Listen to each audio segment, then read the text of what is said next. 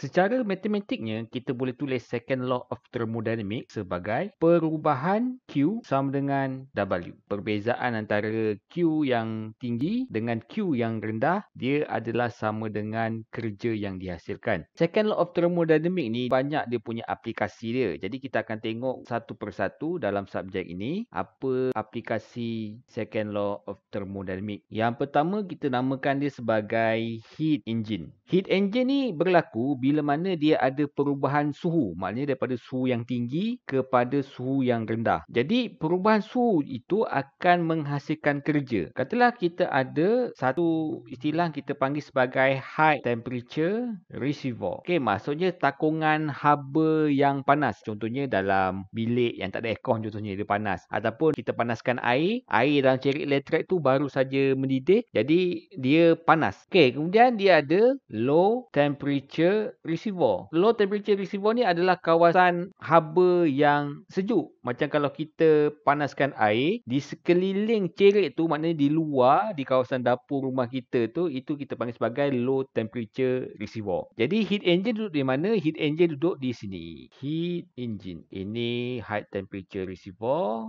Ini low temperature reservoir. Dan inilah heat engine-nya. Jadi haba ni dia akan bergerak daripada high temperature kepada low temperature. Jadi bila dia bergerak daripada high temperature ke low temperature, dia akan menghasilkan satu output yang kita panggil sebagai work output. High temperature reservoir ni kita wakilkan dengan simbol, kita namakan dia sebagai QH. Okey, bawah ni pula low temperature reservoir kita wakilkan dengan nilai QL. Dan work output ni adalah W. Dan W ni adalah sama dengan QH tolak dengan QL. Jadi ia mematuhi hukum termodinamik yang kedua, iaitu perbezaan Q sama dengan W. Dan high temperature reservoir ni adalah QH lah. Yang bawah ni reservoir ni adalah QL. Dan high temperature ni kita wakilkan dengan simbol TH. Dan low temperature reservoir ni kita wakilkan dengan nilai temperature TL low. Jadi contoh yang biasa bagi sesebuah heat engine adalah steam power plant. Baik, dalam steam power plant, kita akan panaskan air dalam boiler. Ada air dalam dia dan ini kita akan panaskan. Air tersebut dalamnya ada water.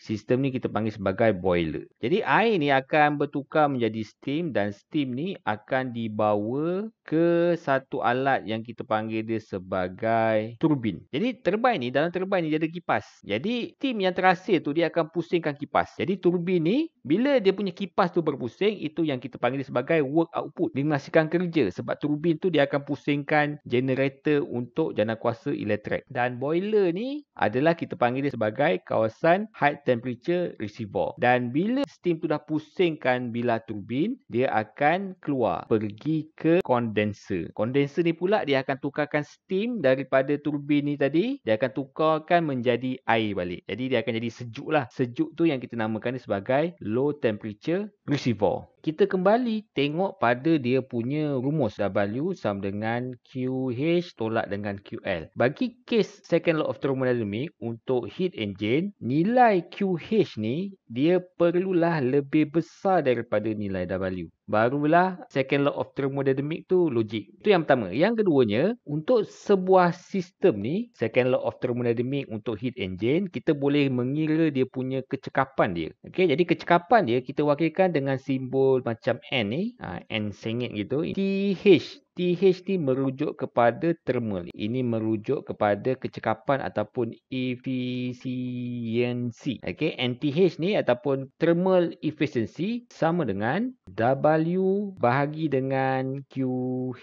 Okay, dan kita tahu bahawa W sama dengan QH tolak QL bahagi dengan QH. So kita akan dapat 1 tolak QL bahagi dengan QH. Boleh juga. Mana rumus ni boleh, rumus ni pun boleh juga. Okey, ada lagi rumus yang boleh? Ada. Jadi kalau rumus yang ni untuk kalau kita ada nilai haba. Kalau kita tak ada nilai haba, kita ada nilai temperature saja. Rumus ni juga kita boleh tulis sebagai 1 tolak TL bahagi dengan TH. Ini kalau kita nak pakai nilai temperature. Tapi mestilah dalam unit Kelvin. Jadi kalau rasa ada yang tak faham, boleh ulang balik tengok video ini. Okey, itu saja. Selamat belajar, selamat mencuba.